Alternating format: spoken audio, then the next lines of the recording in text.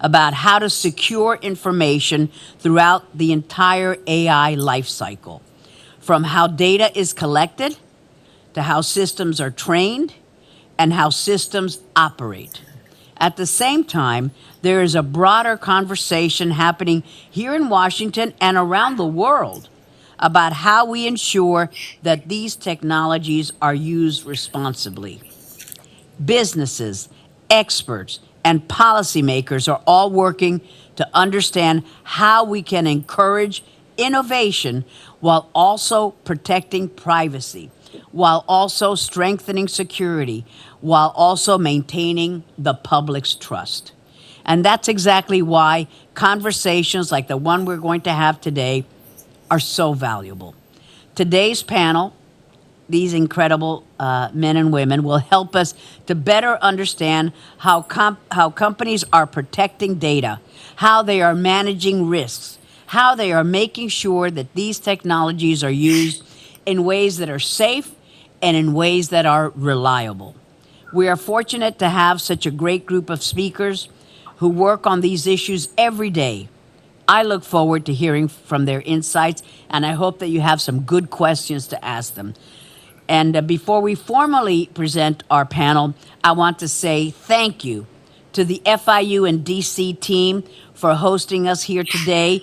We truly appreciate your partnership and your generosity in welcoming Chile into your space. Your space is our space now. Thank you, Marianne. I was supposed to introduce Michelle Castro, but she stole my thunder. So Marianne, I'm introducing you back. Marianne Gomez Horta, fearless leader. I get to introduce, so as we mentioned, we're going to have a panel discussion, but before we do that, we're going to actually start with the workshop.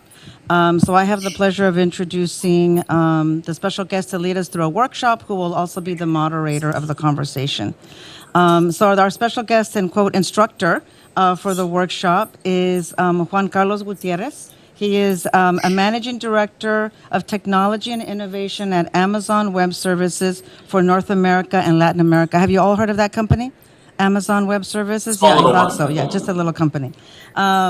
He is a global executive with more than 3 decades of experience in information technology and business consulting across multiple industries worldwide.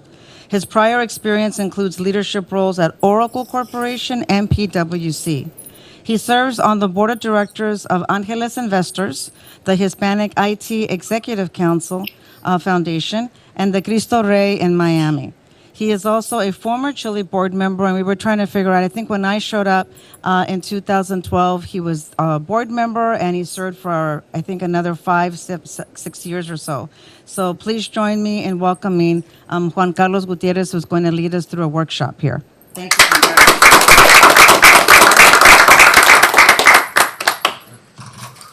I don't know if I need to use this, but thank you so much, Marianne, and thank you, Liana. It's so great to see you. I served, as Marianne said, in the board between 2012 2017. Before that, I was also in the advisory board, so Chile for me is an organization that I really like a lot, and super grateful to see the growth of the organization in all these years. So I'm going to be talking about AI and data, and it's going to be a conversation. And then during the panel, we'll go deeper. And at the end, we're going to have a Q&A session. So if you don't have time to ask all the questions, I'm going to be around also, and we can continue the conversation, okay? Can you hear me without this? Yeah, because I need to... we also have people online. Okay, so probably I need to do this with me. Let's see if this works. Hello, hello. Okay, let's see if this works before I use the microphone. I was instructed to work with this. This is my first time, so. Oh, so using the all the resources from FIU. So we're going to be talking about the art of the possible of AI. So let's see if I do this well. Okay, great. So a little bit more about me, I think Marianne already did an amazing job, better than me introducing myself. But probably on using the picture. So I have 3 boys, 29 years married. The older one is an FIU graduate. Okay, so that's why I wanted to use that. So he graduated, I think, 3 years ago from computer science engineering. The second one is a South Florida graduate professional also, but he's from FAU, from Florida Atlantic University. A little bit of competition between both. Also a computer science engineer. What else I can use from here? I'm Venezuelan. So proud of our new world champion crown in baseball, so that we got yesterday. Hey now. And so let me use the phrase that I use here. I'm a Spaniard by blood, so my family is from Spain, from the Canary Islands. I'm Venezuelan by luck, and I'm American by choice. So those are my 3 nationalities. Yeah, that's it. So I think Marianne did the rest pretty well. But I'm involved with Chile, high tech, and of course Oracle and AWS. But let's talk. Oh, I think I need to go back. Sorry. Before, so I talked to AI. AI is artificial intelligence, data, innovation is really something that in Amazon, I'm going to be talking a little bit about the Amazon way of doing innovation. It starts with the customers. So everything that we do in Amazon is starting with the mission of being the most customer-centric organization in the world, on Earth, and that's officially how we say it. And that mission is with Amazon since we were founded in 1994. So it has been the same mission. We didn't change the mission over the years. It's this, the company that wants to be the most customer-centric on Earth. So with that mission, we are allowed to innovate continuously, because if you see that mission, we don't talk about technology, products, region. So Amazon started as a bookstore online. We don't have the book, concept in the mission. So this mission allows us to do constant innovation, including AI. So we'll be talking a little bit more about that. Sorry, learning this. Let's see if I do it well. What if you pin it? Because it's interactive. I don't know if probably if I. There you go. Okay, thank you. So, the younger folks, they have to help. Yeah, excellent. So with that mission, Amazon has been able to innovate in different business. We are what we call a digital native company. So we started online. Amazon was the first bookstore to be available, on internet when we were founded. But with that in mind, today we can sell in Amazon everything that that you can sell online, including cars. So that initial concept evolved to have an e-commerce platform that globally you can buy, food, you can buy even pharmaceutical products online. But in addition to that, we have been able to create businesses like devices, where we have the Kindle devices, the Fire TV devices, so pretty different business because the inventory management, how you do the supply chain is totally different. Also, we have the streaming content, so Amazon Music, Prime Video, Amazon Studios, very different businesses about content, the media platform, etc. We have physical retail stores with Amazon Go or Amazon technology that is called Just Walk Out. I don't know if you have seen that in the airports. There are some stores in the airports. You just get into the store, get the products, and walk out. You don't have to, pay to a cashier. The technology works in a way that is just walking out, and you're going to be charged. Okay, and then consumables products. But let me start a little bit with AWS, which is Amazon Web Services, is a company that was created to solve an internal problem in Amazon when we in the retail business. Many years ago, we had the issue that during the peak periods, for Black Friday, the holidays, we needed a lot of compute. But then after that, we didn't have to use all the compute. So we came internally with a way to balance all that and have usage of computing and storage based on demand. That was pretty innovative, and to the point that we didn't see that outside in the market, and Amazon launched that as a business. So that business is basically cloud computing. That when it was launched, nobody had that type of business. Everything was on premises or private. So we came with this business that today is AWS. AWS is a business right now of $140 billion. So from zero, 20 years ago, actually we're celebrating 20 years. Now we have a business from zero to, in 20 years, to 140 billion. So that shows the type of success, going back to the mission and how we think in Amazon. Going with the leadership principles, this is our DNA in Amazon. Every business that you see there has the same mission and the same leadership principles. And I'm going to talk only about, these are 16 leadership principles. They define how an Amazonian works, innovate, behave, hire. But only two that are related to the AI conversation today. One is invent and simplify. That means that in Amazon, everybody is actually expected to create, to innovate, to invent. It's not the research and development department, it's not the managers, it's everybody in Amazon. So everybody in Amazon is actually expected to do that. We are evaluated to do that. Okay? And the second one is bias for action. Bias for action means that you actually have to move fast. Speed matters. And in Amazon, we have this analogy of two-way doors and one-way door decisions. So that means that when you decide something, a one-way door is you go to the next room and then you cannot come back because it's a one-way door.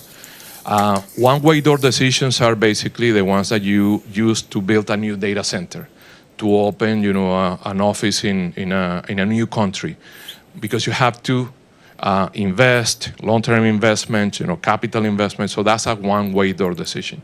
But a two-way door decision could be just creating a new experiment with a new solution. And then if it doesn't work, that's okay. You go and evolve. What we find in Amazon is that more than 70% of the decisions that we take every day are two-way doors. So we don't need all the analysis to take decisions to experiment. And a lot of the AI approach is based on that. So you can experiment a new model, you can experiment a new solution, great. It's not perfect, but you evolve, okay? So that's the core of this. But let me go a little bit with AI. So to calibrate the conversation, Marianne and Ileana were mentioning that probably not everybody's having this, and that's okay. It is evolving continuously. But let me start with AI has been with us for a long time. Since the 50s, actually, we had been talking about artificial intelligence. I went to college back in the 80s, and I saw artificial intelligence in college. I did projects with AI, with Ada, different languages, so it's not really new as a concept. Artificial intelligence, actually, when Amazon was launched, I don't know how many of you were using Amazon since the early days. My account in Amazon is from 1997. Okay. So I had been using Amazon since 1997. I was working for another company. But just an anecdote, I used Amazon because I was living in Puerto Rico at that time, and the fastest way to get a book was using Amazon versus going to a store and request a new book. They took usually 2 weeks, 3 weeks to get a new book because the inventory in the stores were not big. Requesting a book in Amazon was a matter of days, and they came to Puerto Rico with the U.S. Postal Service. So it was pretty fast. But going back to AI, what Amazon had was a personalization from the first day. So when I selected books, I got a recommendation saying, people like you like this type of books. People like you are recommending that you read this type of book. All that was personalization using data and AI from the early stages. So basic AI, personalizing with data my profile. But let me go a little bit on the evolution. So where AI really took off was with machine learning. Now we are talking more about the 20th century. So when you have your cell phones, or your cell phones today use AI. If you know it or you don't know it, they use AI. And one of the most used applications is, mapping, Uber, having directions. All that is used machine learning. So the recommended best route to go from a point A to B is machine learning. And it's learning from the historical traffic data and making you a recommendation. So, but with the reduction of cloud computing costs and storage, which happens with cloud computing, something additional happens. And it was the deep learning cost reduction. When deep learning, which is a different way of organizing data in patterns, mathematical, so I'm not going to go deeper unless you want. We can have a deeper conversation there. But deep learning was the revolution of recognizing patterns, like pictures, your face, Alexa. So when all that happened, that came, that was an inflection point. So having, for example, a recognition of patterns and pictures, that was more recent. I'm talking now less than 15 years ago. And Alexa as an application is deep learning. When you go to the airports today and there is a face recognition, that is deep learning.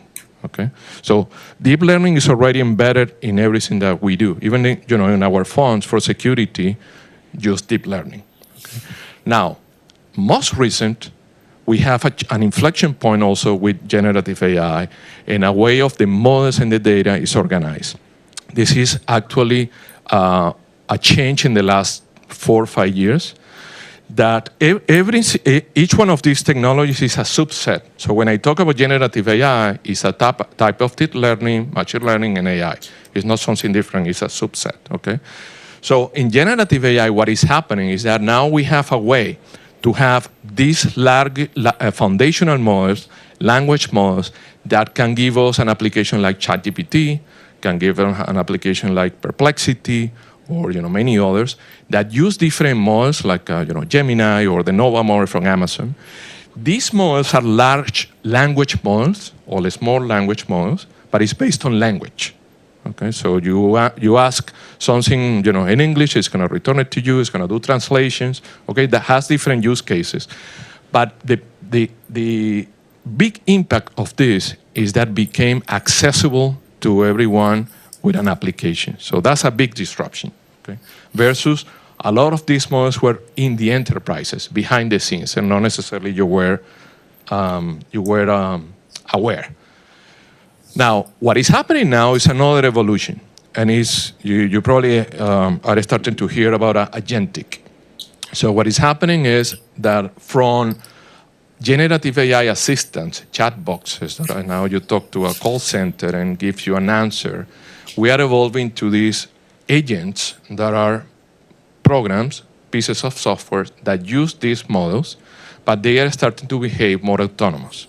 Okay, so for example, imagine an agent that do collections.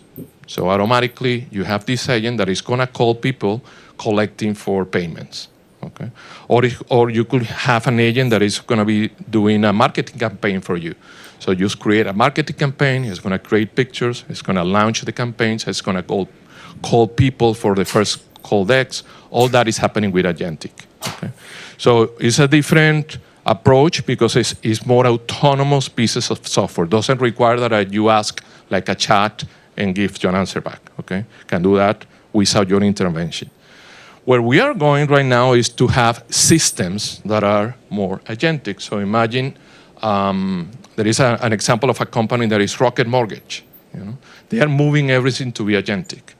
I think we're going to talk with Intuit also in the panel too. Intuit is also pretty savvy, like a Credit Karma is part of Intuit, is having a lot of agentic orchestration behind.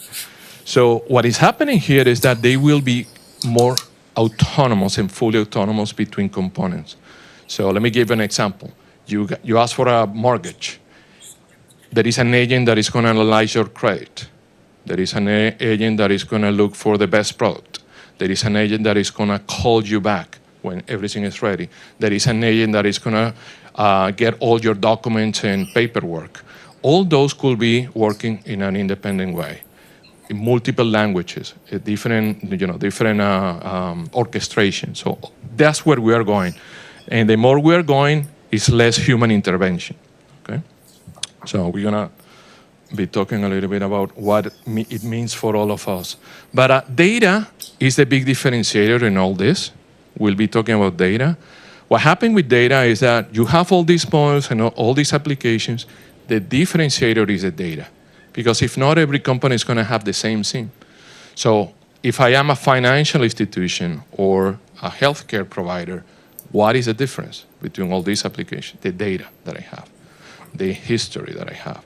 And of course, how am I going to monetize all that to make a difference? But data is the big differentiator. If my data is not accessible, if my data is insecure, if my data is actually not resilient, I'm going to have an impact in my business moving forward. So data is really the big differentiator in this world of agentic and AI. It is impacting all the industries, financial services, there are many cases there, retail, Amazon is one, automotive, a lot of the production lines are becoming more autonomous with AI, with agentic. Formula One is a big example there that I'm going to mention. But anyway, there are examples in all the industries. Formula One, any Formula One fan? Only one? Two? Okay. Come on, we need more. Baseball? More baseball fans than Formula One. Well, I'm a Formula One fan. What happened with Formula One is a big technology sport. Creates a lot of data. Every car has more than 200 IoT devices in the car, every car.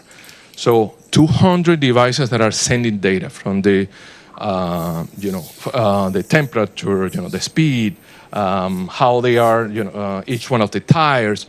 All that data creates more than 1.3 million data points per second. Okay, so every race is the biggest data event globally.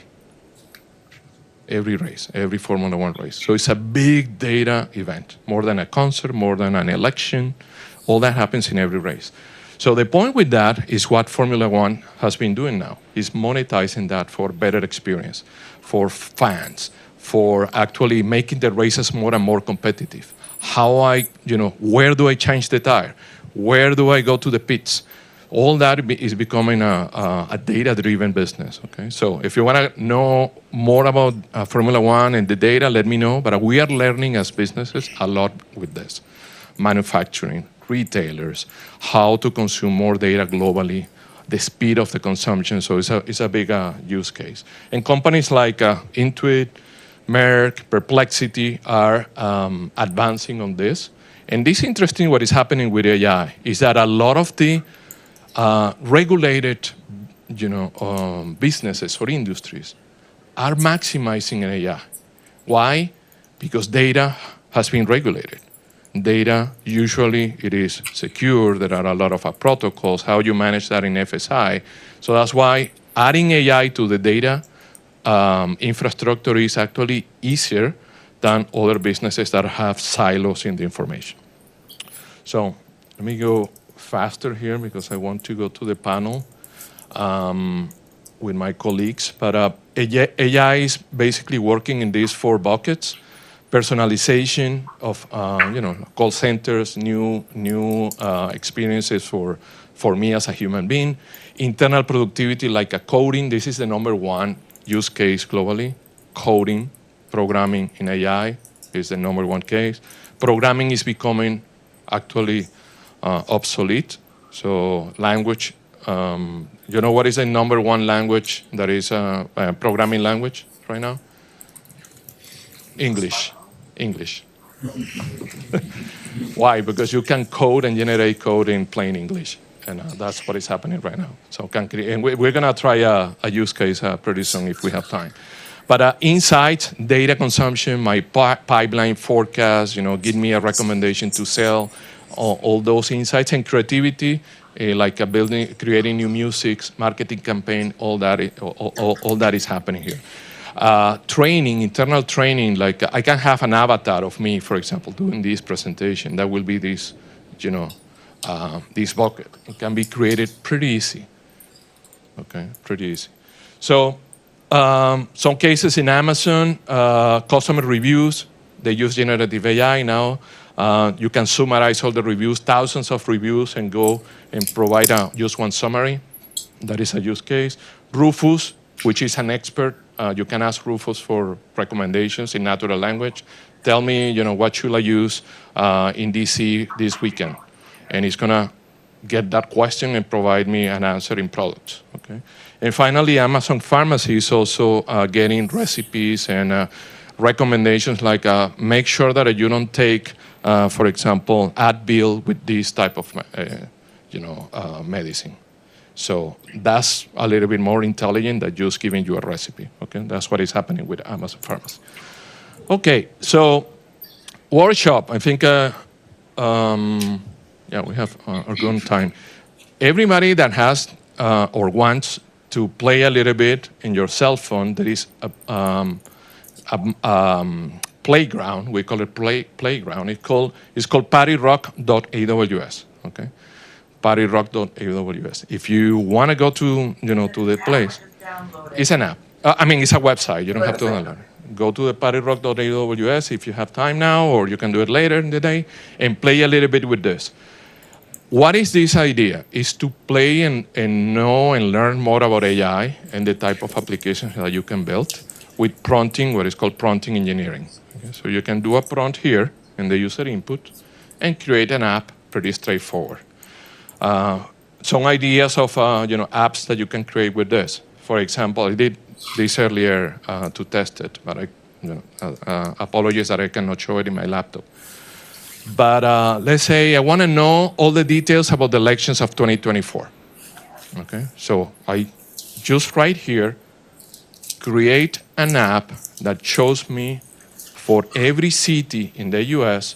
the results of the elections in 2024. That's it. That's the coding. Okay. Create an app that shows me the results of the elections in 2024 by city. Maybe a little bit more detail, where city is the parameter of the app. With that input, it's going to create an app, and then you will put the city, and it's going to tell you all the results in the elections in 2024. By city, what party, who won, number 1, 2, and 3, all that can be done. That's an example. So let's say another easier one. I want to have a wine recommendation for every food, that I have. So the parameter is the type of food, and then it's going to recommend me the best wine selection. And then I can filter it with another prompt saying, I want Italian wines only, or I want, Spanish wines. So those are examples of prompting applications that you can build with PartyRock. The beauty is that once you create that application, you save it and you can share it. Right? So you have an application that is already there and share it. Imagine that in a corporation. So you have people that create applications and start to use those applications to get vacations, recommendations of pipeline, documents. All that becomes like a new way of working where everybody's collaborating applications in AI. So that's the idea. Okay, so play and let me know what you think. So when we talk about AI, there are 3 layers. Is that too deep? Let me know if, is that okay? Cool. 3 layers of what is AI and generative AI, which is a subset, as I said. And the 3 layers are, the first one is the infrastructure. Everything that happens in AI requires compute, requires hardware. And this is where Amazon, and all the companies, the cloud providers or NVIDIA are building specific infrastructure for AI. This is where all the investments are happening right now, a lot of capital investments. Amazon announced $200 billion of investment in AI infrastructure. Okay, so you need specific data centers, compute to manage the capacity that is required globally for AI. Okay, so this is the first layer. The second layer is where you have the models, or you have the place where you can build applications. So this is where you have the GPT models. This is where you have Meta. This is where you have DeepSeek, all the models that are available for AI. Amazon is providing a platform that is called Bedrock, where you can select multiple models. Because the point here is that every model could be used for the different use cases. There are good models for English, applications, but there are other good models for, for retail, or maybe good models like Mistral, which is a French company, and it works better for French speakers, Mistral, that maybe DeepSeek, right? So there is no one model to do everything. That's the whole idea. You need different models, and they should be choices for the use cases and the customers. Okay, in LATAM, the government of Chile just announced the first Latin American GPT model. It's called LATAM GPT, and they built it because they think a lot of the culture and a lot of the regulations are better served by a Latin American model. So and they built that using an open source model. And the third one is the applications. This is where you have chat GPT, I use the GPT model, but this is where you have applications like Party Rock, use the models. So this is where all the applications are going, and different vendors and different solutions will be building more and more applications. Okay, this is where the agentic approach is going. So all the interactions will be done in the future with agentic applications here. Has everybody has used Alexa? Okay, so Alexa has a new version that is called Alexa Plus. Okay, I think it's actually available for everybody that has Prime. Alexa Plus uses generative AI already. It's an application, uses generative AI and runs an infrastructure, if you follow me. So what happened with Alexa Plus is that now it's an application using Anthropic and using Nova models. So these models give Alexa more intelligence. So you can have now a conversation with Alexa. So Alexa, what do you recommend me to do? And Alexa, well, yeah, based on the weather. And it makes even a fun conversation with you. Okay, it can make jokes, so it's more interactive. And it's evolving, it's learning. By the way, I didn't mention, but every day there is a new model. Every day there is a new model. So because of that, we don't need to adapt to the models. We need to think about the solutions and the business cases. Okay. So 33%, this is data from Gartner, 33% of the enterprise applications will be agentic by 2028. What is this? SAP, Salesforce, Zoom, all the applications that I use in my company, corporate applications, 33% will be agentic. So, for example, in Zoom today, if you use Zoom or Team, these applications to video conferencing, you can have the summary automatically from the call. That's an agentic, the summary function. Imagine doing more things than that, autonomous, like, hey, go to this call, I have a conflict, and attend for me. So I didn't go to the call, but it's going to attend for me, it's going to summarize the call, and it's going to send me, like an assistant. It's going to provide me the summary of the call that I didn't go, right? So imagine those type of things that are starting to happen, okay? So, but what has happened with us? Let me go to the final topics. Well, all this is technology, IQ, learning, math. There is a big trend of now in leadership, which is what is there for us, as human beings. And some CEOs like Jamie Dimon from JP Morgan is saying that this is the time to increase our human skills, communications, emotions, management of frustration, learning continuously. So there is a lot of that versus being, other robots. We don't want to be robots. We want to be the humans that are complementing what AI is doing. And this is the big change, especially for companies that are adopting more and more AI, that leaders have to be more emotional intelligent than before. Leaders have to, incentivize innovation, learning. This goes so fast that we can get frustrated, right? Because, what I know today is going to expire in a few days, right? So how do I keep the momentum? Well, increase your EQ. It is okay not to be, not to have all the details, but what is not okay is not to go to the Gen AI gym. That's what I call. go to the Gen AI gym, go to the AI gym every day and train your AI muscle. So make sure that you are fit with AI. What is happening there? Be curious continuously. And so just going to the last, these are some recommendations to have an AI first mentality. Okay. The first one is everything that you do today, think about how can be better and improve with AI. I'm gonna go with a simple, example. Today, my business is do translations of documents, right? Well, that's something that is gonna be replaced pretty easy with AI, right? So how do I challenge my business and my job of translations with AI? Okay, maybe what I do is, I add to that work personalization.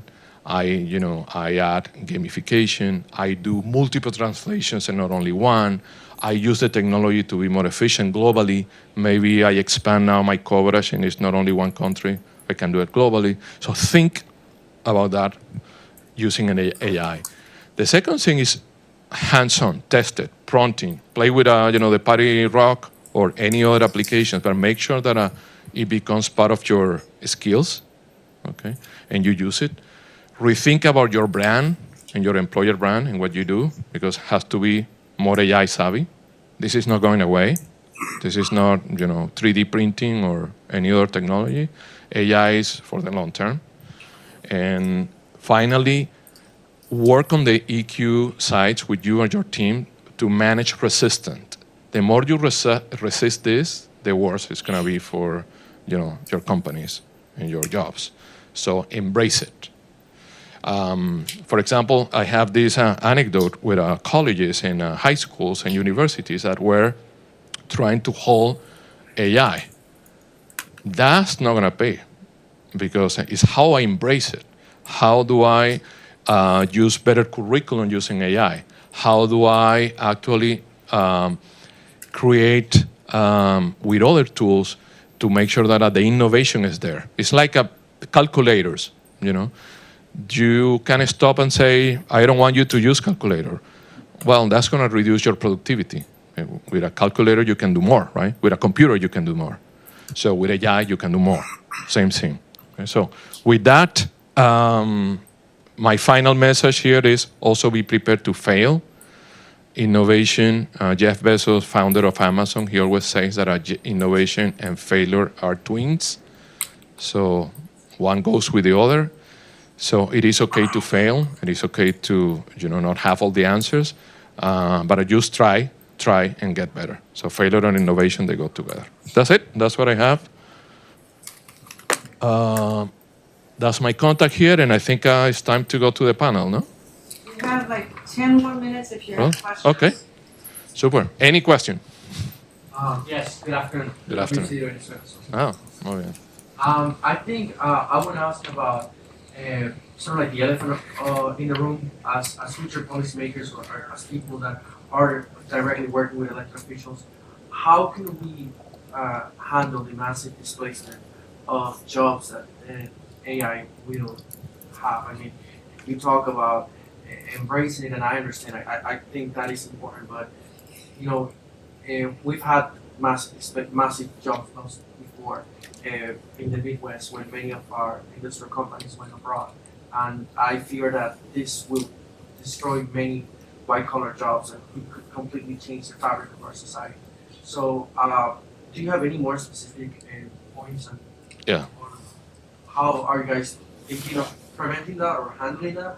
Amazon, you mean as a company or myself? I can give you my opinion in certain areas. I think it's going to replace jobs and it's going to create more jobs.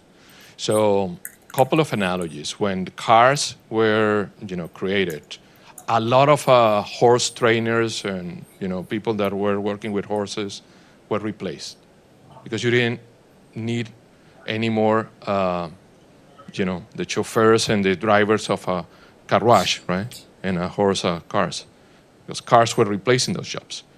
So what happened is that you needed more people now repairing cars and being involved with cars, and car business became a huge business, especially in the U.S. right, with Ford. Yeah, but some jobs were lost, especially the ones related with horses. So that's an analogy there, no? So what is going to happen, same with computers, when computers and internet came and e-commerce and was, wow, this is going to replace a lot of jobs that are done manually, like, financial statements, taxes that were done manually. Part of that was replaced by, software like Intuit that do taxes for, you in a great way. But it's creating others. So what is going to happen with this is we're going to have another jobs like, for example, human in the loops that are retraining the models. Like the models, they have hallucinations. They are getting better, but the feedback from a human being is going to enrich the models. And that's something that is happening right now. I'm going to have more architects that are going to be solving the integration between the agents and the solutions that are on premises, the physical AI that is coming. And there is a new type of AI that is more physical, not only virtual. Robots with us. That's a new type of jobs. Who's going to repair the AI robots that will be with us? So more jobs will be created. That's what, and jobs that we don't even know right now. Okay, that because it's hard. The point with exponential growth is that we don't think exponentially. We think linear, and we project based on our experience. So it's hard to imagine things that are growth exponentially. But for sure, we're going to have more jobs, different jobs. So I'm super optimistic on that. What Gartner also has a phrase that the jobs that will be replaced faster are not the blue-collar jobs, are the blue-collar jobs that they don't know how to use AI. I was talking about white-collar jobs, office jobs. Same thing. White-collar job that they don't know how to use AI and embrace it, they will be replaced faster. So it's like, again, a translator versus a translator that knows how to use AI to do a better job in productivity. The one that doesn't know how to use AI, for sure, is going to be replaced. Make sense? I mean, too early also to say that, but there will be jobs replaced, yes, but more jobs will be created. No problem. Good afternoon. Good afternoon. How do you prevent your employees from over-relying on these AI agents to the point where it might, if you take these agents away, it stops their skill? Stop what? Like it just stops their productivity and how good they are at the job. So, so agents are becoming, they are not necessarily major stream right now, but companies are moving to have more agentic, to scale more, to have more productivity, etc. How you stop employers to stop that? To Just over-relying on these agents. Like basically where the agents just are doing their job for them. Well, it's going to complement, it's going to augment. It's like how you stop an employee to use computers or use internet. I mean, you need to use it to be more productive. If you don't use a computer and you don't use the computer programs like, SAP or Salesforce to do your job, it's going to impact your productivity, right? So how you're going to be using more these tools with agentic, right, in AI. Salesforce, again, your procurement, system, your payroll system, they will be using more AI. So for example, talking to your HR representative in the company is going to be an agent, because the answers will be probably, what is, how many vacations do I have? How do I report, this time and expense? All those questions will be easier to answer with an agent, right? So what do I do, as an HR representative, is adding more value to that, is thinking ahead, like what type of employees do I need in the future? So I become more strategic and less transactional. But it's going to be required as a productivity tool, that's for sure. Thank you for the question. One more? Two more? One more, that'll be the last one. Go ahead. Okay. There's 450 million speakers banked. There's 1.8 billion bilingual speakers of English. Is Amazon doing anything in the area of bilingual education Bilingual education, yeah. or education? Yeah. Different areas. I mean, we have let's go to the AI courses. We have free courses in AI. We have a free curriculum that is available to get to have AI skills. We also help formally with certification programs, and where you can have one that I recommend is the AI practitioner. So AI practitioner is a certification level that students and everybody can do. But yeah, we have a combination of a free curriculum and also corporate curriculum depending of the corporations. But all the training is in multiple languages and globally available. All right. Okay, cool. Thank you so much. Thank you.